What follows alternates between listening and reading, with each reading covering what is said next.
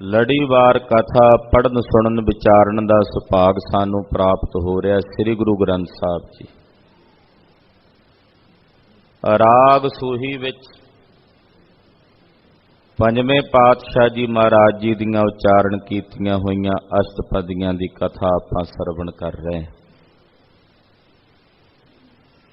ਧੰਨ ਗੁਰੂ ਅਰਜਨ ਦੇਵ ਸਾਹਿਬ ਜੀ ਦੇ ਪਵਿੱਤਰ ਚਰਨਾਂ ਵਿੱਚ ਆਪਣੀਆਂ ਸੁਰਤੀਆਂ ਬਿਰਤੀਆਂ ਜੋੜਦੇ ਹਾਂ। ਮਨ ਬਿਰਤੀਆਂ ਦੀ ਇਕਾਗਰਤਾ ਵਾਸਤੇ ਆਖੀਏ ਜੀ ਸਤਨਾਮ ਸ੍ਰੀ ਵਾਹਿਗੁਰੂ ਸਾਹਿਬ ਜੀ। ਸੋਹੀ ਮਹਲਾ ਪੰਜਵਾ। ਸਿਮ੍ਰਿਤ ਵੇਦ ਪੁਰਾਣ ਪੁਕਾਰਨ ਪੋਥੀਆਂ।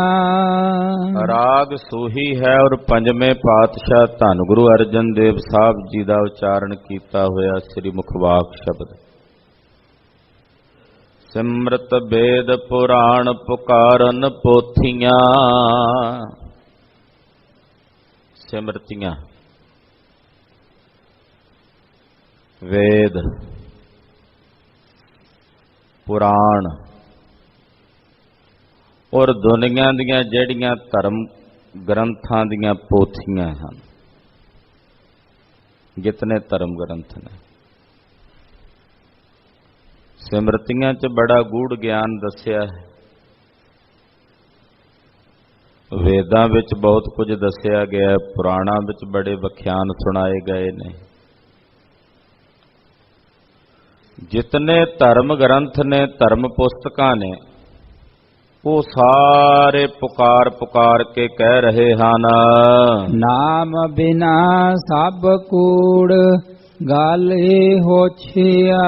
ਕਿ ਉਸ ਨਿਰੰਕਾਰ ਪਰਮੇਸ਼ਰ ਦੇ ਨਾਮ ਤੋਂ ਬਿਨਾ ਸਭ ਝੂਠ ਹੈ, ਕੂੜ ਹੈ, ਬਸ ਉਹੀ ਸੱਤ ਹੈ। ਇਹ ਬਾਤ ਸਿਮਰਤੀਆਂ ਵੇਦ ਪੁਰਾਣ ਧਾਰਮਿਕ ਗ੍ਰੰਥ ਪੁਕਾਰ ਪੁਕਾਰ ਕੇ ਕਹਿ ਰਹੇ ਨੇ ਕਿ ਨਿਰੰਕਾਰ ਪਰਮੇਸ਼ਰ ਦੇ ਨਾਮ ਤੋਂ ਬਿਨਾਂ ਸਭ ਕੂੜ ਹੈ, ਝੂਠ ਹੈ। ਤੇ ਨਾਮ ਤੋਂ ਬਿਨਾਂ ਕੀਤੀਆਂ ਹੋਈਆਂ ਗੱਲਾਂ ਵੀ ਹੋਛੀਆਂ ਗੱਲਾਂ ਨੇ, ਜਿਨ੍ਹਾਂ ਪਿੱਛੇ ਕੋਈ ਤਾਤਪਰਜ ਨਹੀਂ, ਜਿਨ੍ਹਾਂ ਪਿੱਛੇ ਕੋਈ ਰਮਜ ਨਹੀਂ। ਤੋ ਨਿਰੰਕਾਰ ਦੇ ਭਜਨ ਤੋਂ ਬਿਨਾਂ ਬੋਲੇ ਹੋਏ ਬੋਲ ਭਾਵੇਂ ਬੜੇ ਗੂੜ ਗਿਆਨ ਸੰਪੰਨ ਹੋਣ, ਉਹ ਫਿਰ ਵੀ ਹੋਛੇ ਹੀ ਕਹੇ ਜਾਣਗੇ। ਉਹ ਆਲ ਬਾਲ ਹੈ ਜੋ ਮੂੰਹ ਤੋਂ ਮਨੁੱਖ ਨੇ ਬੋਲਿਆ ਹੈ, ਪਰ ਉਹਦੇ ਬੋਲਣ ਦਾ ਕੋਈ ਤਾਤਪਰਜ ਨਹੀਂ। ਤੋ ਨਿਰੰਕਾਰ ਪਰਮੇਸ਼ਰ ਦੇ ਨਾਮ ਤੋਂ ਬਿਨਾਂ ਸਾਰੀਆਂ ਗੱਲਾਂ ਹੋਛੀਆਂ ਹਨ। ਨਾਮ ਨਿਧਾਨ ਅਪਾਰ ਭਗਤਾ ਮਨ ਵਸੈ। ਨਿਰੰਕਾਰ ਵਾਹਿਗੁਰੂ ਪਰਮੇਸ਼ਰ ਦਾ ਨਾਮ ਜਿਹੜਾ ਉਹ ਵੱਡਾ ਖਜ਼ਾਨਾ ਨਿਧੀਆਂ ਦਾ, ਨਾਮ ਨਿਧਾਨ ਨਾਮ ਦਾ ਖਜ਼ਾਨਾ ਔਰ ਅਪਾਰ ਹੈ। ਇਹ ਖਜ਼ਾਨੇ ਦਾ ਪਾਰਾਵਾਰ ਨਹੀਂ ਹੈ, ਨਾ ਇਹਦਾ ਉਰਲਾ ਕਿਨਾਰਾ ਤੇ ਨਾ ਪਾਰਲਾ ਵੀ। ਇਹਦਾ ਖਜ਼ਾਨੇ ਦੀ ਕੋਈ ਥੋ ਟਿਕਾਣਾ ਪਾਣ ਦਾ ਯਤਨ ਕਰੇ ਤੇ ਨਹੀਂ ਪਾਇਆ ਜਾ ਸਕਦਾ। ਇਹ ਅਪਾਰ ਹੈ, ਪਾਰਾਵਾਰ ਤੋਂ ਰਹਿਤ ਹੈ। ਭਗਤਾ ਮਨ ਵਸੈ। ਜਿਹੜੇ ਨਿਰੰਕਾਰ ਅਕਾਲ ਪੁਰਖ ਪਰਮੇਸ਼ਰ ਦੇ ਭਗਤ ਨੇ, ਇਹ ਨਾਮ ਦਾ ਖਜ਼ਾਨਾ ਵਾਹਿਗੁਰੂ ਦੇ ਭਗਤਾਂ ਦੇ ਹਿਰਦਿਆਂ 'ਚ ਵਸਦਾ। ਜੋ ਨਿਰੰਕਾਰ ਦੀ ਭਗਤੀ ਕਰਨ ਵਾਲੇ, ਉਹਦੀ ਭਗਤੀ ਦੇ ਰੰਗ ਵਿੱਚ ਤਤਪਰ ਨੇ, ਇਹ ਨਾਮ ਦਾ ਖਜ਼ਾਨਾ ਉਹਨਾਂ ਭਗਤਾਂ ਦੇ ਹਿਰਦਿਆਂ ਵਿੱਚ ਵਸਦਾ ਹੈ। ਜਨਮ ਮਰਨ ਮੋਹ ਦੁੱਖ ਸਾਧੂ ਸੰਗ ਨਸੈ। ਜਨਮ ਮਰਨ ਫਿਰ ਮੋਹ ਤੇ ਜਿਤਨੇ ਵੀ ਦੁੱਖ ਨੇ, ਇਹ ਸਾਧੂ ਜਨਾਂ ਦੀ ਸੰਗਤ ਕੀਤਿਆਂ ਨਸ ਜਾਂਦੇ ਹਨ। ਆਖੋ ਸਤਨਾਮ ਸ੍ਰੀ ਵਾਹਿਗੁਰੂ। ਸਾਧ ਸੰਗਤ ਦਾ ਇਹ ਪ੍ਰਤਾਪ ਹੈ ਕਿ ਸਾਧ ਸੰਗਤ ਕਰਨ ਵਾਲਿਆਂ ਦੇ ਜਨਮ ਮਰਨ ਦਾ ਦੁੱਖ ਦੂਰ ਹੋ ਜਾਂਦਾ। ਉਹਨਾਂ ਅੰਦਰ ਜਿਹੜਾ ਸੰਸਾਰ ਦੇ ਪਦਾਰਥਾਂ ਦਾ ਮੋਹ ਹੈ, ਉਸ ਦੀ ਨਿਵਰਤੀ ਹੋ ਜਾਂਦੀ ਹੈ। ਜਿਤਨੇ ਦੁੱਖ ਨੇ, ਉਹ ਸਾਰੇ ਦੁੱਖ ਸਾਧ ਸੰਗਤ ਦੇ ਵਿੱਚ ਆ ਕੇ ਉਹਨਾਂ ਸਾਰੇ ਦੁੱਖਾਂ ਦੀ ਨਿਵਰਤੀ ਹੋ ਜਾਂਦੀ ਹੈ। ਰਹਾਉ ਮੋਹੇ ਬਾਦ ਅਹੰਕਾਰ ਸਰ ਪਰ ਰੁੰਨਿਆ। ਜਿਹੜਾ ਮੋਹ ਹੈ ਨਾ ਮਨੁੱਖ ਦੇ ਹਿਰਦੇ 'ਚ, ਮਮਤਾ ਦੀ ਬਿਰਤੀ ਹੈ ਪਦਾਰਥਾਂ ਦੀ, ਮਹਾਰਾਜ ਜੀ ਕਹਿੰਦੇ ਸਭ ਬਾਦ ਹੈ, ਵਿਅਰਥ ਹੈ। ਅਹੰਕਾਰ, ਜਿਹੜੀ ਹੰਕਾਰ ਦੀ ਬਿਰਤੀ ਹੈ, ਇਹ ਵੀ ਵਿਅਰਥ ਹੈ। ਸਰ ਪਰ ਰੁੰਨਿਆ, ਜਿਹੜੇ ਮੋਹ ਤੇ ਹੰਕਾਰ ਦੇ ਉਲਝੇਵੇਂ ਵਿੱਚ ਉਲਝੇ ਹੋਏ ਨੇ, ਉਹਨਾਂ ਨੂੰ ਸਰ ਪਰ ਅਵਸ਼ ਰੋਣਾ ਪੈਂਦਾ। ਸਰ ਪਰ ਦਾ ਮਤਲਬ ਅਵਸ਼, ਛੇਤੀ। ਸਰ ਪਰ ਦਾ ਮਤਲਬ ਛੇਤੀ ਵੀ ਹੈ। ਉਹਨਾਂ ਦੇ ਸਿਰ ਦੇ ਉੱਤੇ ਰੋਣਾ ਧੋਣਾ ਬਣਿਆ ਰਹਿੰਦਾ ਹੈ, ਜਿਹੜੇ ਮੋਹ ਤੇ ਹੰਕਾਰ ਦੇ ਉਲਝੇਵੇਂ ਵਿੱਚ ਉਲਝੇ ਹੋਏ ਨੇ। ਸੁਖ ਨਾ ਪਾਇਨ ਮੂਲ ਨਾਮ ਵਿਸ਼ੁੰਨਿਆ। ਜਿਹੜੇ ਨਿਰੰਕਾਰ ਦੇ ਨਾਮ ਤੋਂ ਵਿਛੜੇ ਹੋਏ ਨੇ, ਉਹਨਾਂ ਨੂੰ ਮੂਲੋਂ ਹੀ ਸੁਖ ਦੀ ਪ੍ਰਾਪਤੀ ਨਹੀਂ ਹੁੰਦੀ। ਸੁਖ ਨਾ ਪਾਇਨ ਮੂਲ, ਮੂਲੋਂ ਦਾ ਮਤਲਬ ਧੁਰ ਦਰਗਾਹੋਂ ਹੀ ਉਹਨਾਂ ਨੂੰ ਕਦੇ ਸੁਖ ਦੀ ਪ੍ਰਾਪਤੀ ਨਹੀਂ ਹੁੰਦੀ। ਜਿਹੜੇ ਨਿਰੰਕਾਰ ਅਕਾਲ ਪੁਰਖ ਵਾਹਿਗੁਰੂ ਪਾਰ ਬ੍ਰਹਮ ਪਰਮੇਸ਼ਰ ਦੇ ਅੰਮ੍ਰਿਤ ਨਾਮ ਤੋਂ ਵਿਛੜੇ ਹੋਏ ਹਨ। ਮੇਰੀ ਮੇਰੀ ਤਾਰ ਬੰਧਨ ਬੰਧਿਆ। ਮੇਰੀ ਮੇਰੀ ਦੀ ਮਮਤਾ ਬਿਰਤੀ ਧਾਰਨ ਕਰਕੇ ਆ ਵੀ ਮੇਰਾ, ਆ ਵੀ ਮੇਰਾ, ਇਹ ਧਾਰਨਾ ਬਣਾ ਕੇ ਮਨੁੱਖ ਇਸੇ ਦੇ ਬੰਧਨ ਵਿੱਚ ਬੰਨਿਆ ਹੋਇਆ। ਜਿਹੜੇ ਕਿਰਿਆਮਾਨ ਕਰਮ ਨੇ ਉਹੀ ਸੰਚਿਤ ਬਣਦੇ ਨੇ, ਤੇ ਸੰਚਿਤ ਕਰਮ ਹੀ ਪਰਾਲਬਧ ਬਣਦੇ ਨੇ ਭੋਗਣ ਵਾਸਤੇ। ਜੇ ਅਸੀਂ ਕਿਰਿਆਮਾਨ ਕਰਮ ਕਰਦਿਆਂ ਉਹਨਾਂ ਤੇ ਮੈਂ ਮੇਰੀ ਲਾਗੂ ਰੱਖੀਏ ਵੀ ਮੈਂ ਕੀਤਾ, ਮੈਂ ਕਰ ਰਿਹਾ, ਤਾਂ ਫਿਰ ਉਹ ਕੀਤੇ ਹੋਏ ਕਰਮ ਸੰਚਿਤ ਹੋਣਗੇ, ਜਮ੍ਹਾਂ ਹੋ ਜਾਣਗੇ। ਫਿਰ ਉਹ ਜਮ੍ਹਾਂ ਹੋਏ ਕਰਮਾਂ ਨਹੀਂ ਅੱਗੇ ਪਰਾਲਬਧ ਬਣਨਾ, ਯਾਨੀ ਕਿ ਅਗਲਾ ਜਨਮ ਦੇ ਦੇਣਾ। ਤੇ ਜਿਵੇਂ ਜਿਵੇਂ ਜਨਮ ਮਿਲਦਾ ਚਲਾ ਜਾਏਗਾ ਸੰਚਿਤ ਕਰਮਾਂ ਦੇ ਭੋਗਾਂ ਨੂੰ ਭੋਗਣ ਲਈ, ਜਿਵੇਂ ਜਿਵੇਂ ਮਨੁੱਖਾ ਸਰੀਰ ਜਾਂ ਹੋਰ ਸਰੀਰ ਪ੍ਰਾਪਤ ਹੁੰਦੇ ਚਲੇ ਜਾਣਗੇ, ਤੇ ਜਦੋਂ ਤੱਕ ਜਨਮ ਹੋਵੇਗਾ ਉਦੋਂ ਤੱਕ ਬੰਧਨ ਵਿੱਚ ਰਹੇਗਾ। ਇਸ ਕਰਕੇ ਮੂਲ ਕਾਰਨ ਹੈ ਬੰਧਨ ਵਿੱਚ ਬੰਨੇ ਹੋਣ ਦਾ, ਉਹ ਹੈ ਮੈਂ ਮੇਰੀ। ਮਹਾਰਾਜ ਜੀ ਕਹਿੰਦੇ ਮੇਰੀ ਮੇਰੀ ਮਮਤਾ ਦੀ ਬਿਰਤੀ ਨੂੰ ਧਾਰਨ ਕਰਕੇ ਇਹ ਮਨੁੱਖ ਇਸ ਬੰਧਨ ਦੇ ਵਿੱਚ ਬੰਨਿਆ ਹੋਇਆ ਹੈ। ਨਰਕ ਸੁਰਗ ਅਵਤਾਰ ਮਾਇਆ ਧੰਧਿਆ। ਨਰਕ ਸਵਰਗ ਦੇ ਵਿੱਚ ਜਾ ਜਾ ਕੇ ਅਵਤਰਤ ਹੁੰਦਾ ਤੇ ਮਾਇਆ ਦੇ ਧੰਦਿਆਂ ਵਿੱਚ ਲੱਗਾ ਹੋਇਆ, ਖਚਤ ਹੋਇਆ, ਆਪਣੀ ਜ਼ਿੰਦਗੀ ਦੀ ਬਾਜੀ ਨੂੰ ਹਾਰ ਜਾਂਦਾ ਹੈ। ਸੋਧਤ ਸੋਧਤ ਸੋਧ ਤਤ ਵਿਚਾਰਿਆ। ਲੱਭਦਿਆਂ ਲੱਭਦਿਆਂ ਲੱਭਦਿਆਂ, ਸੋਧਤ ਦਾ ਮਤਲਬ ਭਾਲਦਿਆਂ, ਲੱਭਦਿਆਂ, ਵਿਚਾਰਦਿਆਂ ਵਿਚਾਰਦਿਆਂ ਮੈਂ ਤਤ ਦੀ ਵਿਚਾਰ ਕੀਤੀ। ਇੱਥੇ 3 ਵੇਰੀ ਸੋਧਤ ਸੋਧਤ ਸੋਧਤ ਸੋਧ ਤਤ ਵਿਚਾਰਿਆ ਹੈ। ਸੋਧਤ ਸੋਧਤ ਸੋਧ। ਸਾਡੇ 3 ਸਰੀਰ ਨੇ, ਇੱਕ ਸਥੂਲ ਸਰੀਰ ਹੈ, ਦੂਸਰਾ ਸੂਖਮ ਸਰੀਰ ਹੈ, ਤੀਸਰਾ ਕਾਰਨ ਸਰੀਰ ਹੈ। ਤੇ 3 ਵੇਰੀ ਮੇਰੇ ਸਾਹਿਬ ਨੇ ਇੱਥੇ ਲਿਖਿਆ ਸੋਧਤ ਸੋਧਤ ਸੋਧ, ਫਿਰ ਤਤ ਦੀ ਵਿਚਾਰ ਕੀਤੀ। ਪਹਿਲਾਂ ਇਸ ਸਥੂਲ ਸਰੀਰ ਦੀ ਵਿਚਾਰ ਕੀਤੀ ਕਿ ਇਹ ਜਿਹੜਾ ਸਥੂਲ ਸਰੀਰ ਹੈ ਇਹ 5 ਤੱਤਾਂ ਦਾ ਬਣਿਆ ਹੋਇਆ, ਅੰਨ ਤੋਂ ਬਣਿਆ ਹੋਇਆ। ਬਾਹਰਲਾ ਕੋਸ਼ ਹੈ ਔਰ ਅੰਨਮय ਕੋਸ਼ ਹੈ। ਇਹ ਸਥੂਲ ਸਰੀਰ ਜੜ ਹੈ ਜਦੋਂ ਤੱਕ ਇਹਦੇ ਚ ਚੇਤਨਤਾ ਨਹੀਂ। ਮੈਂ ਇਹਦੇ ਤੋਂ ਨਿਆਰਾ, ਇਸ ਦਾ ਸਾਖੀ, ਇਸ ਨੂੰ ਵੇਖਣ ਵਾਲਾ। ਜਦੋਂ ਸਥੂਲ ਸਰੀਰ ਨੂੰ ਸੋਧਿਆ, ਫਿਰ ਵੇਖਿਆ ਇਹਦੇ ਅੰਦਰ ਇੱਕ ਹੋਰ ਸਰੀਰ ਪਿਆ ਕੰਮ ਕਰਦਾ, ਉਹਦਾ ਨਾਮ ਹੈ ਸੂਖਮ ਸਰੀਰ। ਔਰ ਇਹ ਜਿਹੜਾ ਸੂਖਮ ਸਰੀਰ ਹੈ, ਸਥੂਲ ਸਰੀਰ 5 ਤੱਤਾਂ ਦਾ ਬਣਿਆ, ਔਰ ਜੋ ਸੂਖਮ ਸਰੀਰ ਹੈ ਇਹ 17 ਚੀਜ਼ਾਂ ਦਾ ਬਣਿਆ ਹੋਇਆ।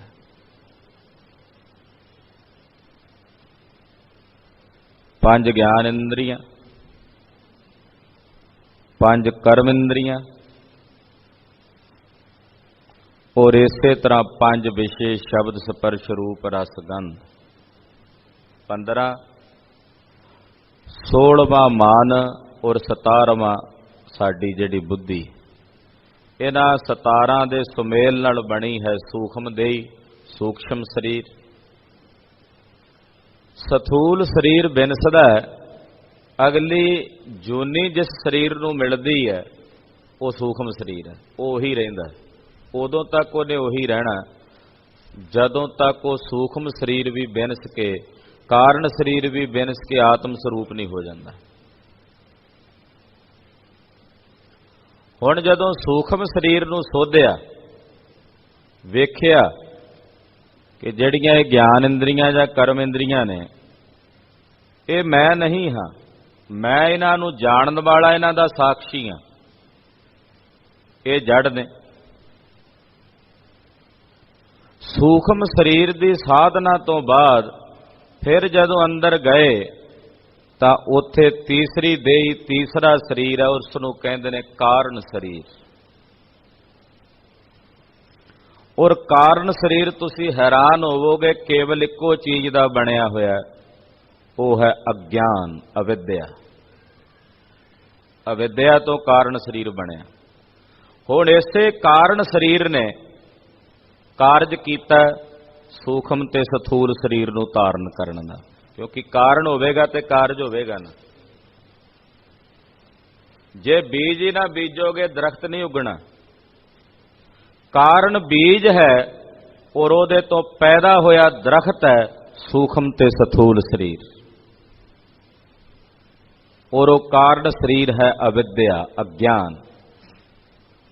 इन्हां तिन्नां शरीरां दे विच फिर 5 कोश ने।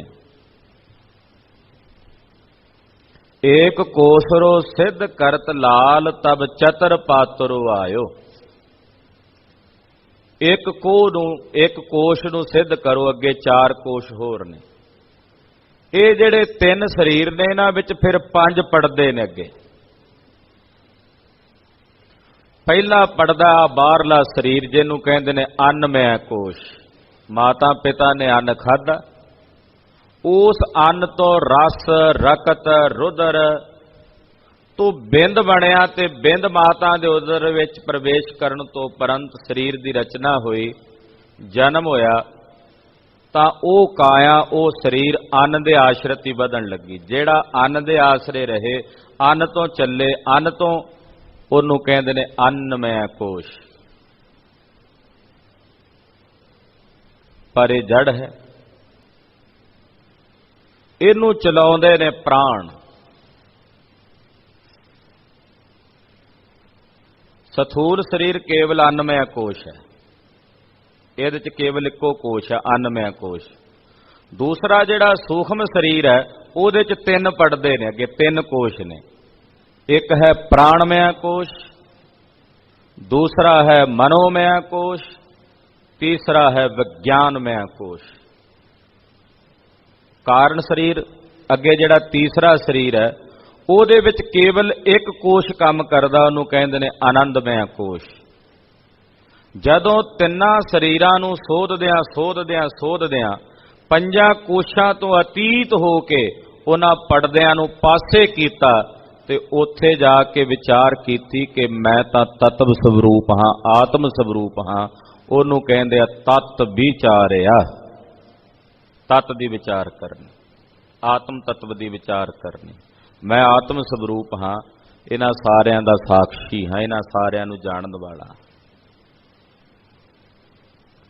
ਮਹਾਰਾਜ ਜੀ ਕਹਿੰਦੇ ਇਹਨੂੰ ਸੋਧਦਿਆਂ ਅਸੀਂ ਉੱਥੇ ਤੱਕ ਪਹੁੰਚੇ ਹਾਂ। सथूल शरीर नूं सोधिया, उहदे नाल अन्नमय कोश सोधिया गया। फिर सूक्ष्म शरीर नूं सोधिया, उहदे नाल 3 कोशां दी सोध कीती, प्राणमय, मनोमय और विज्ञानमय।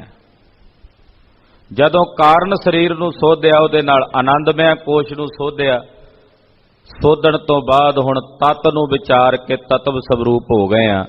जान लिया कि हे मन, तू जोत स्वरूप है, हरि का रूप है, तेरे विच हरि दी जोत है। ਕਹਿੰਦੇ ਹੁਣ ਉਸ ਤਤਵ ਨੂੰ ਅਸੀਂ ਵਿਚਾਰਿਆ ਹੈ। ਨਾਮ ਬਿਨਾ ਸੁਖ ਨਾਹੀ ਸਰ ਪਰ ਹਾਰਿਆ। ਅਸੀਂ ਇਹ ਵੀ ਵਿਚਾਰ ਕਰਕੇ ਸਿੱਟੇ ਤੇ ਪਹੁੰਚੇ ਹਾਂ ਕਿ ਨਿਰੰਕਾਰ ਦੇ ਨਾਮ ਤੋਂ ਬਿਨਾਂ ਸੁਖ ਨਹੀਂ ਹੈ। ਨਾਮ ਬਿਨਾ ਸੁਖ ਨਾਹੀ, ਨਾਮ ਬਿਨਾ ਸੁਖ ਨਾਹੀ। ਨਾਮ ਬਿਨਾ ਸੁਖ ਨਾਹੀ, ਨਾਮ ਬਿਨਾ ਸੁਖ ਨਾਹੀ। ਨਾਮ ਬਿਨਾ ਸੁਖ ਨਾਹੀ, ਨਾਮ ਬਿਨਾ ਸੁਖ ਨਾਹੀ।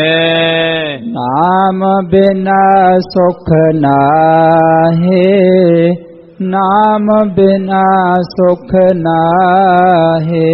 ਨਿਰੰਕਾਰ ਵਾਹਿਗੁਰੂ ਪਾਰ ਬ੍ਰਹਮ ਪਰਮੇਸ਼ਰ ਦੇ ਨਾਮ ਤੋਂ ਬਿਨਾ ਸੁਖ ਨਹੀਂ ਹੈ। ਔਰ ਜਿਹੜੇ ਹਰੀ ਦੇ ਨਾਮ ਤੋਂ ਵਿਹੋਣੇ ਜੀਵ ਨੇ ਸਰ ਪਰ ਹਾਰਿਆ ਵਸ਼ ਹਾਰਨਗੇ, ਉਹ ਆਪਣੇ ਜਨਮ ਦੀ ਬਾਜੀ ਨੂੰ ਹਾਰਨਗੇ। ਆਵਹਿ ਜਾਹੇ ਅਨੇਕ ਮਰ ਮਰ ਜਨਮ ਤੇ। ਆਉਣ ਵਾਲੇ ਵੀ ਅਨੇਕ ਨੇ ਤੇ ਜਾਣ ਵਾਲੇ ਵੀ ਅਨੇਕ ਨੇ। ਅਨੇਕਾਂ ਹੀ ਜੀਵ ਆ ਰਹੇ ਨੇ, ਅਨੇਕਾਂ ਹੀ ਜਾ ਰਹੇ ਨੇ। ਮਰ ਮਰ ਕੇ ਜਨਮਦੇ ਹਨ, ਮਰਦੇ ਨੇ, ਮਰ ਕੇ ਫਿਰ ਜਨਮਦੇ ਹਨ। ਹਾਂਜੀ। ਬਿਨ ਬੂਝੇ ਸਭ ਬਾਧ ਜੋਨੀ ਭਰਮ ਤੇ। ਜਦੋਂ ਤੱਕ ਨਿਜ ਸਰੂਪ ਨੂੰ ਨਹੀਂ ਬੁੱਝਦੇ ਉਦੋਂ ਤੱਕ ਇਹ ਜੂਨੀਆਂ ਵਿੱਚ ਭਰਮਦਾ ਤੇ ਮਰਦਾ ਰਹਿੰਦਾ, ਬਾਰ-ਬਾਰ ਮਰਦਾ ਰਹਿੰਦਾ।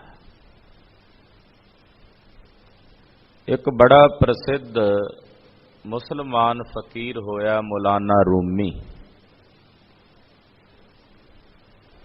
ਉਹ ਕਹਿੰਦਾ, ਹੇ ਰੱਬ, ਮੈਂ ਤੈਨੂੰ ਜਾਣੇ ਬਿਨਾ ਨਹੀਂ ਮਰਾਂਗਾ। ਮੈਂ ਤੈਨੂੰ ਜਾਣੇ ਬਿਨਾ ਨਹੀਂ ਮਰਾਂਗਾ। ਤੇ ਰੱਬ ਦਾ ਜਵਾਬ ਆਇਆ। ਰੱਬ ਨੇ ਕਿਹਾ, ਜਿਹੜੇ ਮੈਨੂੰ ਜਾਣ ਲੈਂਦੇ ਨੇ ਉਹ ਮਰਦੇ ਹੀ ਨਹੀਂ।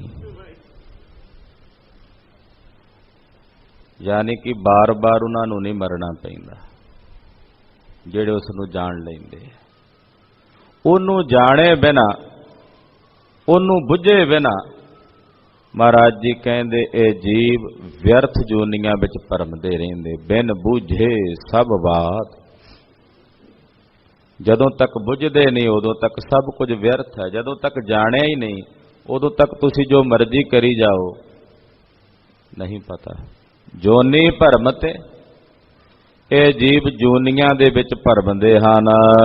ਜਿਨ ਕਉ ਭਏ ਦਇਆਲ ਤਿਨ ਸਾਧੂ ਸੰਗ ਭਇਆ। ਜਿਨ੍ਹਾਂ ਤੇ ਉਹ ਵਾਹਿਗੁਰੂ ਪਾਰ ਬ੍ਰਹਮ ਪਰਮੇਸ਼ਰ ਦਇਆਲ ਹੁੰਦਾ, ਦਇਆ ਦੇ ਘਰ ਵਿੱਚ ਆਉਂਦਾ, ਤਿਨਾਂ ਨੂੰ ਸਾਧੂ ਜਨਾਂ ਦਾ ਸੰਗ ਪ੍ਰਾਪਤ ਹੁੰਦਾ। ਤਿੰਨ ਸਾਧੂ ਸੰਗ ਭਇਆ, ਉਹਨਾਂ ਨੂੰ ਸਾਧੂਆਂ ਦਾ ਸੰਗ ਪ੍ਰਾਪਤ ਹੁੰਦਾ ਹੈ ਜਿਨ੍ਹਾਂ ਤੇ ਨਿਰੰਕਾਰ ਵਾਹਿਗੁਰੂ ਪਾਰ ਬ੍ਰਹਮ ਪਰਮੇਸ਼ਰ ਜੀ ਦਇਆਲ ਹੁੰਦੇ ਹਨ। ਅੰਮ੍ਰਿਤ ਹਰਿ ਕਾ ਨਾਮ ਤਿਨੇ ਜਨੀ ਜਪ ਲਿਆ। ਹਰੀ ਅਕਾਲ ਪੁਰਖ ਵਾਹਿਗੁਰੂ ਪਾਰ ਬ੍ਰਹਮ ਪਰਮੇਸ਼ਰ ਦਾ ਨਾਮ ਅੰਮ੍ਰਿਤ ਨਾਮ ਹੈ। ਤੇ ਅੰਮ੍ਰਿਤ ਹਰੀ ਦੇ ਨਾਮ ਨੂੰ ਤਿੰਨਾਂ ਜਨਾਂ ਨੇ ਜਪ ਲਿਆ। ਜਿਹੜੇ ਹਰੀ ਦੇ ਪਿਆਰੇ ਨੇ, ਹਰੀ ਦੇ ਜਨ ਨੇ, ਉਹਨਾਂ ਨੇ ਹਰੀ ਦੇ ਅੰਮ੍ਰਿਤ ਨਾਮ ਨੂੰ ਜਪਿਆ ਹੈ। ਹੋਜੈ ਕੋਟ ਅਸੰਖ ਬਹੁਤ ਅਨੰਤ ਕੇ। ਕਹਿੰਦੇ ਕਰੋੜਾਂ ਲੋਕ ਨੇ ਉਸ ਅਨੰਤ ਵਾਹਿਗੁਰੂ ਪਰਮੇਸ਼ਰ ਨੂੰ ਖੋਜ ਰਹੇ ਨੇ। ਕਰੋੜਾਂ ਨੇ, ਅਸੰਖ ਨੇ ਜੋ ਉਸ ਅਨੰਤ ਪਰਮਾਤਮਾ ਦੀ ਖੋਜ ਕਰ ਰਹੇ ਹਨ। ਜਿਸ ਬੁਝਾਏ ਆਪ ਨੇੜਾ ਤਿਸ ਹੈ। ਪਰ ਵਾਹਿਗੁਰੂ ਜਿਸ ਨੂੰ ਆਪਣਾ ਆਪ ਬੁਝਾਉਂਦਾ ਨਾ ਵੀ ਮੈਂ ਤੇਰੇ ਕੋਲ ਆ, ਉਹੀ ਬੁਝਦਾ, ਉਹੀ ਜਾਣਦਾ ਵੀ ਉਹ ਨੇੜੇ ਹੈ। ਜਿਹਨੂੰ ਉਹ ਬੁਝਾਏ ਹੀ ਨਾ, ਕੋਲ ਖੜਿਆ ਹੋਇਆ ਵੀ ਨਾ ਬੁਝਾਏ, ਉਦੋਂ ਤੱਕ ਉਹ ਜਾਣ ਹੀ ਨਹੀਂ ਸਕਦਾ ਉਸ ਪਰਮੇਸ਼ਰ ਦੇ ਸਰੂਪ ਨੂੰ। ਖੋਜਣ ਵਾਲੇ ਕਰੋੜਾਂ ਨੇ, ਅਸੰਖ ਨੇ, ਪਰ ਲੱਭਦਾ ਕੌਣ ਆ ਉਸ ਨੂੰ? ਕਹਿੰਦੇ ਜਿਸ ਨੂੰ ਉਹ ਆਪ ਕਿਰਪਾ ਕਰਕੇ ਆਪਣਾ ਆਪ ਬੁਝਾਉਂਦਾ ਹੈ। ਵਿਸਰ ਨਾਹੀ ਦਾਤਾਰ ਆਪਣਾ ਨਾਮ ਦੇਹੋ। ਬੇਨਤੀ ਕਰਦੇ ਨੇ, ਹੇ ਵਾਹਿਗੁਰੂ, ਹੇ ਦਾਤਾਂ ਦੇਣ ਵਾਲੇ ਦਾਤਾਰ ਜੀਓ, ਸਾਨੂੰ ਨਾ ਵਿਸਰੋ, ਕਿਰਪਾ ਕਰਕੇ ਸਾਨੂੰ ਆਪਣੇ ਅੰਮ੍ਰਿਤ ਨਾਮ ਦੀ ਦਾਤ ਬਖਸ਼ੋ। ਆਪਣਾ ਨਾਮ ਦੇਹੋ, ਮਹਾਰਾਜ ਸਾਨੂੰ ਆਪਣੇ ਅੰਮ੍ਰਿਤ ਨਾਮ ਦੀ ਦਾਤ ਬਖਸ਼ਿਸ਼ ਕਰੋ। ਗੁਣ ਗਾਵਾਂ ਦਿਨ ਰਾਤ ਨਾਨਕ ਚਾਓ ਇਹੋ। ਹੇ ਪ੍ਰਭੂ, ਦਿਨ ਰਾਤ ਅੱਠੇ ਪਹਿਰ ਤੁਹਾਡੇ ਗੁਣਾਂ ਨੂੰ ਗਾਵਾਂ, ਮੇਰੇ ਮਨ 'ਚ ਇਹੀ ਚਾਉ ਹੈ। ਮੇਰੇ ਹਿਰਦੇ ਵਿੱਚ ਇਹ ਉਮਾਹ ਹੈ ਕਿ ਮੈਂ ਅੱਠੇ ਪਹਿਰ ਦਿਨ ਰਾਤ ਤੁਹਾਡੇ ਅੰਮ੍ਰਿਤ ਨਾਮ ਨੂੰ, ਤੁਹਾਡੇ ਸ਼ੁਭ ਗੁਣਾਂ ਨੂੰ ਗਾਇਨ ਕਰਾਂ।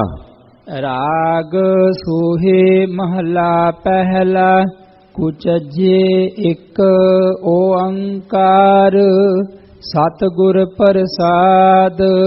ਰਾਗ ਸੋਹੀ ਵਿੱਚ ਪਹਿਲੇ ਪਾਤਸ਼ਾਹ ਧੰਨ ਗੁਰੂ ਨਾਨਕ ਦੇਵ ਸਾਹਿਬ ਜੀ ਇਹ ਸ਼ਬਦ ਉਚਾਰਨ ਕਰ ਰਹੇ ਨੇ। ਇਸ ਸ਼ਬਦ ਦਾ ਨਾਮ ਮਹਾਰਾਜ ਜੀ ਨੇ ਰੱਖਿਆ ਕੁਚਜੀ। ਇਸ ਤੋਂ ਅਗਲਾ ਸ਼ਬਦ ਜਿਹੜਾ ਉਚਾਰਿਆ ਹੈ ਉਹਦੇ ਨਾਲ ਮਹਾਰਾਜ ਜੀ ਨੇ ਸਰਲੇਖ ਦਿੱਤਾ ਸੁਚੱਜੀ। ਕੁਚੱਜ ਮਾੜੇ ਚੱਜ ਵਾਲੀ, ਸੁਚੱਜ ਸੁਚੱਜੀ, ਚੰਗਾ ਚੱਜ ਆਚਾਰ ਜਿਸ ਦਾ ਹੋਵੇ ਉਹਨੂੰ ਸੁਚੱਜੀ ਕਹਿੰਦੇ ਆ। ਜਨਮ ਸਾਖੀ ਵਿੱਚ ਇਸ ਤਰ੍ਹਾਂ ਜ਼ਿਕਰ ਆਉਂਦਾ ਹੈ ਕਿ ਜਿਸ ਵਕਤ ਸਤਿਗੁਰੂ ਨੂਰ ਸ਼ਾਹ ਜਾਦੂਗਰਨੀ ਨੂੰ ਉਪਦੇਸ਼ ਦਿੱਤਾ ਹੈ, ਇਹ ਸ਼ਬਦ ਮਹਾਰਾਜ ਜੀ ਨੇ ਉਦੋਂ ਉਚਾਰਿਆ। ਰਾਗ ਸੂਹੀ ਵਿੱਚ ਪਹਿਲੇ ਪਾਤਸ਼ਾਹ ਸ਼ਬਦ ਉਚਾਰਦੇ ਨੇ ਕੁਚੱਜੀ। ਕੁਚੱਜੀ ਦਾ ਮਤਲਬ ਕੋਝੇ ਚੱਜ ਵਾਲੀ, ਜਿਹੜੀ ਆਪਣੇ ਚੱਜ ਤੋਂ, ਆਪਣੇ ਆਚਾਰ ਤੋਂ, ਆਪਣੇ ਵਿਵਹਾਰ ਤੋਂ, ਆਪਣੇ ਕਿਰਦਾਰ ਤੋਂ ਡਿੱਗੀ ਹੋਵੇ, ਮਾੜਾ ਚਾਲ ਚੱਲਣ। ਮੰਗਲਾਚਰਨ ਕਰਦੇ ਨੇ ਇੱਕ ਓੰਕਾਰ, ਇੱਕ ਹੈ ਓੰਕਾਰ, ਸਾਰਿਆਂ ਵਿੱਚ ਵਿਆਪਕ ਹੈ। ਸਤ, ਸਤ ਦਾ ਮਤਲਬ ਤਿੰਨਾਂ ਕਾਲਾਂ 'ਚ ਸਤ ਹੈ। ਗੁਰ ਚੇਤਨ ਸਵਰੂਪ ਹੈ, ਪ੍ਰਸਾਦ ਆਨੰਦ ਸਵਰੂਪ ਹੈ। ਮੰਜੋ ਕੁਚਜੇ ਅਮਾਵਨ ਡੋਸੜੇ ਹਉ ਕਿਉ ਸਹੋ ਰਾਵਣ ਜਾਉ ਜਿਉ। ਮੰਝ ਕੁਚੱਜੀ ਅਮਾਵਣ ਡੋਸੜੇ ਹਉ ਕਿਉ ਸਹੋ ਰਾਵਣ ਜਾਉ ਜਿਉ। ਮੰਝ ਕੁਚੱਜੀ, ਹੇ ਪ੍ਰਭੂ, ਮੇਰੇ ਵਿੱਚ ਕੁਚੱਜ ਹੀ ਕੁਚੱਜ ਨੇ, ਚੰਗਾ ਚੱਜ ਤਾਂ ਹੈ ਨਹੀਂ ਕੋਈ। ਕੋਈ ਆਖੇ ਜੀ ਮੈਂ ਤਾਂ ਬੜੇ ਚੰਗੇ ਚੱਜ ਆਚਾਰ ਵਾਲਾ, ਜਦੋਂ ਆਪਣੇ ਅੰਦਰ ਝਾਤੀ ਮਾਰ ਕੇ ਵੇਖੀਏ ਤੇ ਸ਼ਾਇਦ ਇੱਕ ਵੀ ਚੰਗਾ ਚੱਜ ਨਾ ਸਾਨੂੰ ਲੱਭੇ। ਆਪਣੇ ਅੰਦਰ ਝਾਤੀ ਮਾਰ ਕੇ ਵੇਖੀਏ ਵੀ ਮੇਰੇ ਕੋਲ ਕਿਹੜਾ ਕੋਈ ਚੰਗਾ ਚੱਜ ਹੈ, ਤਾਂ ਫਿਰ ਕੁਚੱਜ ਹੀ ਕੁਚੱਜ ਦਿਸਣਗੇ ਅੰਦਰ। ਮੰਝ ਕੁਚੱਜੀ, ਮੈਂ ਕੁਚੱਜੀ ਹਾਂ, ਕੁਝ ਚੱਜ ਵਾਲੀ ਹਾਂ। ਅੰਮਾਵਣ ਡੋਸੜੇ, ਅੰਮਾਵਣ ਦਾ ਮਤਲਬ ਹੁੰਦਾ ਵੀ ਮੇਮਦੇ ਹੀ ਨਹੀਂ, ਸਮਾਉਂਦੇ ਹੀ ਨਹੀਂ ਅੰਦਰ। ਕੀ ਨਹੀਂ ਸਮਾਉਂਦੇ? ਡੋਸੜੇ, ਡੋਸੜੇ ਦਾ ਮਤਲਬ ਹੁੰਦਾ ਦੋਸ਼। ਮੇਰੇ ਇੰਨੇ ਦੋਸ਼ ਨੇ ਵੀ ਉਹ ਮੇਰੇ ਅੰਦਰ ਮੇਮਦੇ ਹੀ ਨਹੀਂ, ਇੰਨੇ ਦੋਸ਼ ਨੇ, ਸਮਾਉਂਦੇ ਹੀ ਨਹੀਂ ਹਨ। ਯਾਨੀ ਕਿ ਲਬਾ ਲਬ ਭਰਿਆ ਪਿਆ ਹੈ ਵਾਹਿਗੁਰੂ ਮੈਂ ਦੋਸ਼ਾਂ ਨਾਲ, ਇੰਨੇ ਦੋਸ਼ ਨੇ ਮੇਰੇ 'ਚ, ਜਿਹੜੇ ਮੇਰੇ 'ਚ ਮੇਮਦੇ ਹੀ ਨਹੀਂ ਹਨ। ਕਿਸੇ ਦਾ ਪ੍ਰਤਾਪ ਵੇਖ ਕੇ ਮੇਰੇ ਮਨ 'ਚ ਈਰਖਾ ਆਉਂਦੀ, ਇਹ ਵੀ ਦੋਸ਼ ਹੈ। ਨਿੰਦਾ ਕਰਨ ਦੀ ਵਾਦੀ ਦਾ ਦੋਸ਼ ਉਹ ਵੀ ਮੇਰੇ ਵਿੱਚ ਹੈ। ਚੁਗਲੀ ਕਰਨ ਨੂੰ ਮੈਂ ਵੀ ਹਰ ਵੇਲੇ ਤਿਆਰ ਰਹਿਣਾ, ਇਹ ਵੀ ਦੋਸ਼ ਹੈ।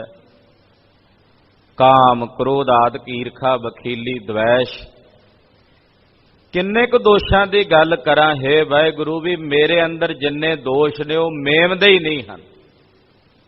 ਮਾਵਣ, ਮਾਵਣ ਤੋਂ ਪਹਿਲਾਂ ਜਿੱਤੇ ਐੜੇ ਦੇ ਉੱਤੇ ਟਿੱਪੀ ਲਾ ਦਿੱਤੀ ਹੈ ਨਾ, ਮਾਵਣ ਦਾ ਮਤਲਬ ਹੁੰਦਾ ਸਮਾ ਜਾਣਾ, ਤੇ ਜਦੋਂ ਐੜਾ ਲੱਗ ਜੇ ਪਹਿਲਾਂ ਇਹਦਾ ਮਤਲਬ ਨਹੀਂ ਸਮਾਉਂਦੇ, ਇੰਨੇ ਦੋਸ਼ ਨੇ। ਹੁਣ ਜਦੋਂ ਇੰਨੇ ਦੋਸ਼ ਤੇ ਫਿਰ ਹਾਂ ਵੀ ਉੱਤੋਂ ਕੁਚੱਜੀ, ਮਾੜੇ ਚੱਜ ਵਾਲੀ, ਤੇ ਫਿਰ ਕਿਉ ਸਹੁ ਰਾਵਣ ਜਾਓ ਜੀਓ। ਇੰਨੇ ਭੈੜੇ ਆਚਰਣ ਵਾਲੀ, ਇੰਨੇ ਭੈੜੇ ਦੋਸ਼ਾਂ ਵਾਲੀ ਹਾਂ ਮੈਂ, ਤੇ ਮੈਂ ਆਪਣੇ ਸਹੁ ਰੱਬ ਨੂੰ, ਪਤੀ ਨੂੰ, ਪਰਮੇਸ਼ਰ ਨੂੰ ਕਿਵੇਂ ਰਾਵਣ ਜਾਵਾਂ, ਉਹਦੇ ਵਿੱਚ ਕਿਵੇਂ ਅਭੇਦ ਹੋਵਾਂ। ਉਹਨੇ ਕਹਿਣਾ ਤੂੰ ਮਾੜੇ ਚਾਲ ਚੱਲਣ ਵਾਲੀ ਆ, ਤੂੰ ਆਪਣੇ ਕਿਰਦਾਰ ਤੋਂ ਡਿੱਗੀ, ਦੋਸ਼ਾਂ ਨਾਲ ਭਰੀ ਹੋਈ, ਮੈਂ ਤੇਰੇ ਤੇ ਯਕੀਨ ਕਿਵੇਂ ਕਰਾਂ। ਮੈਂ ਕਿਵੇਂ ਆਪਣੇ ਸਹੁ ਨੂੰ ਰਾਵਣ ਜਾਵਾਂ। ਸਵਾਲ ਪੁੱਛਿਆ, ਜੇ ਮੇਰੇ 'ਚ ਇੰਨੇ ਦੋਸ਼ ਨੇ। ਇੱਥੇ ਸਪਸ਼ਟ ਹੋ ਰਿਹਾ, ਜਵਾਬ ਵੀ ਇਹਦੇ ਵਿੱਚ ਹੀ ਹੈ ਕਿ ਮਤ ਕੋਈ ਇਹ ਆਖੇ ਵੀ ਮੈਨੂੰ ਰੱਬ ਨਹੀਂ ਮਿਲਿਆ। ਨਹੀਂ ਮਿਲਿਆ ਉਹਦਾ ਕਾਰਨ ਇਹ ਹੈ ਕਿ ਮੇਰੇ ਅੰਦਰ ਦੋਸ਼ ਹੀ ਇੰਨੇ ਸੀ ਤਾਂ ਨਹੀਂ ਮਿਲਿਆ। ਮੇਰੇ ਚੱਜ ਹੀ ਚੰਗੇ ਨਹੀਂ ਸਨ, ਮੇਰਾ ਵਿਵਹਾਰ ਹੀ ਚੰਗਾ ਨਹੀਂ ਸੀ, ਜਿਸ ਕਰਕੇ ਮੈਨੂੰ ਮੇਰਾ ਸਹੁ ਪ੍ਰਾਪਤ ਨਹੀਂ ਹੋਇਆ। ਕਿਵੇਂ ਜਾਵਾਂ ਸਹੁ ਰਾਵਣ ਜੇ ਮੇਰੇ ਵਿੱਚ ਇੰਨੇ ਦੋਸ਼ ਹਨ। ਇੱਕ ਦੋ ਇੱਕ ਚੜੰਦੇ ਆ, ਕੌਣ ਜਾਣੈ ਮੇਰਾ ਨਾਉ ਜੀਓ। ਕਹਿੰਦੇ ਜਦੋਂ ਮੈਂ ਆਪਣੇ ਸਹੁ ਦੇ ਦਰ ਤੇ ਜਾ ਕੇ ਵੇਖਿਆ, ਉੱਥੇ ਇੱਕ ਤੋਂ ਇੱਕ ਚੜੰਦੀਆਂ, ਆਹਾ, ਇੱਕ ਤੋਂ ਇੱਕ ਚੜ੍ਹਦੀ ਕਲਾ ਵਾਲੇ ਗੁਰਸਿੱਖ ਗੁਰਮੁਖ। ਮੇਰਾ ਤਾਂ ਉੱਥੇ ਕੋਈ ਨਾਮ ਹੀ ਨਹੀਂ ਜਾਣਦਾ ਪਛਾਣਦਾ। ਉੱਥੇ ਤਾਂ ਸਾਰੇ ਇੱਕ ਤੋਂ ਇੱਕ ਚੜ੍ਹਦੀ ਕਲਾ। ਮੈਂ ਤਾਂ ਨਾ ਤਿੰਨਾਂ ਵਿੱਚ ਨਾ 13 ਚ ਕਹਿ ਨਹੀਂ ਦਿੰਦੇ ਕਹਾਵਤ, ਨਾ ਤਿੰਨਾਂ ਵਿੱਚ ਨਾ 13 ਵਿੱਚ, ਯਾਨੀ ਕਿ ਕਿਸੇ ਗਿਣਤੀ ਵਿੱਚ ਨਹੀਂ। ਉੱਥੇ ਇੱਕ ਤੋਂ ਇੱਕ ਚੜ੍ਹਦੀ ਕਲਾ ਵਾਲੇ ਸਤਿਪੁਰਸ਼ ਗੁਰਮੁਖ ਗੁਰਸਿੱਖ ਨੇ। ਤੇ ਹੇ ਪ੍ਰਭੂ ਮੇਰਾ ਨਾਮ ਕੌਣ ਜਾਣੇ, ਕੌਣ ਜਾਣੈ ਮੇਰਾ ਨਾਉ ਜੀਓ। ਕੌਣ ਮੇਰੇ ਨਾਂ ਨੂੰ ਜਾਣੇ। ਜਿਨੇ ਸਖੇ ਸਹੁ ਰਾਵਿਆ, ਸੇ ਅੰਬੇ ਛਾਵੜੇ ਇਹ ਜੀਓ। ਖਾਲਸਾ ਜੀ, ਜਦੋਂ ਦਰਖਤਾਂ ਦੀ ਛਾਂ ਦੀ ਗੱਲ ਕੀਤੀ ਜਾਂਦੀ ਹੈ ਨਾ, ਤੇ ਅੰਬਾਂ ਦੀ ਦਰਖਤਾਂ ਦੀ ਛਾਂ ਸਭ ਤੋਂ ਵਧੀਆ ਮਿੱਠੀ ਛਾਂ ਮੰਨੀ ਜਾਂਦੀ, ਠੰਡੀ। ਸਾਰੇ ਦਰਖਤਾਂ ਦੀ ਛਾਂ ਦੀ ਆਪੋ ਆਪਣੀ ਮਹੱਤਤਾ ਹੈ, ਪਰ ਅੰਬਾਂ ਦੇ ਬਗੀਚੇ ਵਿੱਚ ਬੈਠੇ, ਅੰਬ ਦੇ ਦਰਖਤ ਥੱਲੇ ਬੈਠੀ ਛਾਂ ਨੂੰ ਜਦੋਂ ਮਾਣੀਏ ਤੇ ਉਹ ਸਰੀਰ ਨੂੰ ਸ਼ੀਤਲਤਾ ਹੀ, ਠੰਡ ਦਿੰਦੀ। ਕਹਿੰਦੇ ਜਿਨ੍ਹਾਂ ਸਖੀਆਂ ਨੇ ਆਪਣੇ ਸਹੁ ਰੱਬ ਨੂੰ ਰਾਵਿਆ, ਉਹਦੇ ਵਿੱਚ ਭੇਦ ਹੋਈਆਂ ਨੇ, ਉਹ ਅੰਬਾਂ ਦੀਆਂ ਛਾਵਾਂ ਥੱਲੇ ਸ਼ੀਤਲਤਾ ਤੇ ਆਨੰਦ ਨੂੰ ਮਾਣਦੀਆਂ ਨੇ। ਸੇ ਅੰਬੀ ਛਾਵੜੀਏ ਜੀਓ। ਉਹ ਤਾਂ ਅੰਬਾਂ ਦੀ ਠੰਡੀ ਛਾਂ। ਅੰਬਾਂ ਦੀ ਠੰਡੀ ਛਾਂ ਕਿਹੜੀ ਹੈ? ਆ ਸਾਧ ਸੰਗਤ ਜਿਹੜੀ ਹੈ ਨਾ, ਇਹ ਅੰਬਾਂ ਦੀ ਠੰਡੀ ਛਾਂ ਹੈ, ਅੰਬਾਂ ਦੇ ਦਰਖਤਾਂ ਦੀ ਠੰਡੀ ਛਾਂ। ਜਿਹੜੀਆਂ ਸਖੀਆਂ ਆਪਣੇ ਸਹੁ ਨੂੰ ਰਾਵਦੀਆਂ ਨੇ, ਉਹ ਵਿਕਾਰਾਂ ਦੀ ਤਪਸ਼ ਤੋਂ ਬਚਣ ਵਾਸਤੇ ਮੁਕਤ ਹੋ ਕੇ ਸਾਧ ਸੰਗਤ ਰੂਪੀ ਅੰਬਾਂ ਦੀ ਛਾਂ ਨੂੰ ਮਾਣਦੀਆਂ ਹਨ। ਸੇ ਗੁਣ ਮੰਜ ਨ ਆਵਣੇ, ਹਉ ਕੈ ਜੇ ਦੋਸ ਤਰਿਓ ਜੀਓ। ਕਹਿੰਦੇ ਉਹ ਗੁਣ ਮੇਰੇ 'ਚ ਹੈ ਨਹੀਂ ਕੋਈ ਨਹੀਂ, ਜਿਹੜੀਆਂ ਉਹਨਾਂ ਸਖੀਆਂ ਵਿੱਚ ਨੇ। ਮੇਰੇ 'ਚ ਉਹ ਗੁਣ ਆਉਂਦੇ ਹੀ ਨਹੀਂ ਹਨ। ਜੇ ਮੇਰੇ ਵਿੱਚ ਉਹ ਗੁਣ ਆਉਂਦੇ ਹੀ ਨਹੀਂ, ਤੇ ਮੈਂ ਫਿਰ ਕਿਹਦੇ 'ਚ ਦੋਸ਼ ਧਰਾਂ, ਕਿਹਨੂੰ ਦੋਸ਼ ਦਿਆਂ ਵੀ ਮੈਨੂੰ ਇਹਨੇ ਇਦਾਂ ਨਹੀਂ ਕੀਤਾ, ਮੈਨੂੰ ਇਦਾਂ ਇਹਨੇ ਦੁੱਖ ਦਿੱਤਾ, ਤਕਲੀਫ ਦਿੱਤੀ ਹੈ। ਕਿਸ ਦੂਜੇ ਵਿੱਚ ਕੀ ਦੋਸ਼ ਧਰਾਂ ਜੇ ਮੇਰੇ 'ਚ ਕੋਈ ਗੁਣ ਨਹੀਂ ਹੈ। ਮੇਰੇ ਵਿੱਚ ਹੀ ਖਾਮੀਆਂ ਭਰੀਆਂ ਹੋਈਆਂ ਨੇ, ਤਾਂ ਫਿਰ ਮੈਂ ਕਿਸੇ ਦੂਜੇ ਤੇ ਕੀ ਦੋਸ਼ ਧਰਾਂ, ਕਿਸੇ ਦੂਜੇ ਤੇ ਕੀ ਦੋਸ਼ ਲਾਵਾ। ਕਿਆ ਗੁਣ ਤੇਰੇ ਵਿਥਰਾ, ਹਉ ਕਿਆ ਕਿਆ ਕਿਨਾ ਤੇਰਾ ਨਾਉ ਜਿਉ। ਏ ਵਾਹਿਗੁਰੂ ਤੇਰੇ ਕਿਹੜੇ ਕਿਹੜੇ ਗੁਣ ਕਹਾਂ, ਕਿਹੜੇ ਕਿਹੜੇ ਗੁਣਾਂ ਦਾ ਵਿਸਥਾਰ ਕਰਾਂ ਉਚਾਰਾਂ, ਤੇ ਤੇਰਾ ਕਿਹੜਾ ਕਿਹੜਾ ਨਾਂ ਜਪਾਂ। ਕਿਆ ਗੁਣ ਤੇਰੇ ਵਿਥਰਾ, ਹੋ ਕਿਆ ਕਿਆ ਕਿੰਨਾ ਤੇਰਾ ਨਾਉ ਜਿਉ। ਤੇਰਾ ਕਿਹੜਾ ਕਿਹੜਾ ਨਾਂ ਵਾਹਿਗੁਰੂ ਪਰਮੇਸ਼ਰ ਜੀਓ ਲੈ ਕੇ ਉਚਾਰਨ ਕਰਾਂ। ਇਕਤ ਟੋਲਨਾ ਅੰਬੜਾ, ਹਉ ਸਾਧ ਕੁਰਬਾਨ ਤੇਰਾ ਜਾਓ ਜਿਉ।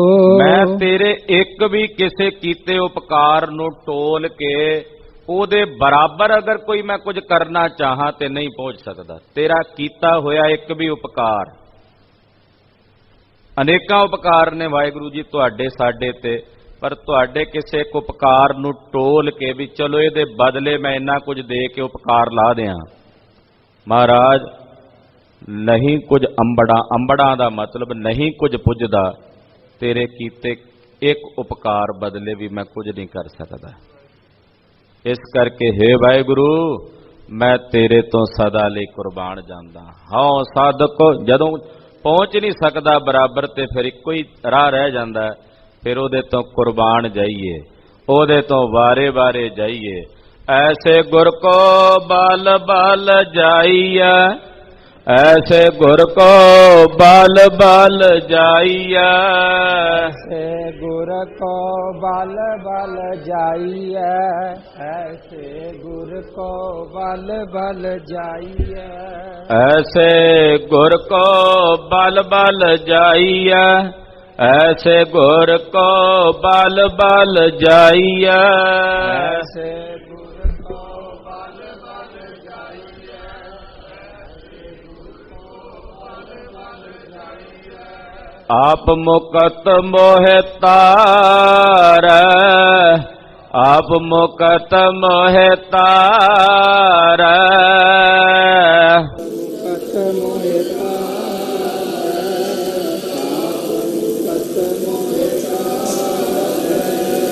ਆਪ ਮੁਕਤ ਮੋਹਿ ਤਾਰੈ, ਆਪ ਮੁਕਤ ਮੋਹਿ ਤਾਰੈ।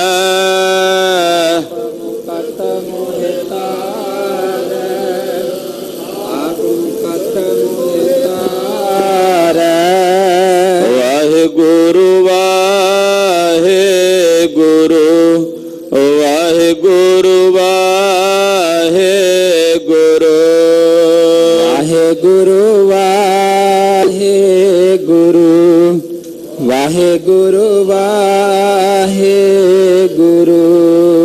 ਵਾਹਿਗੁਰੂ ਵਾਹਿਗੁਰੂ।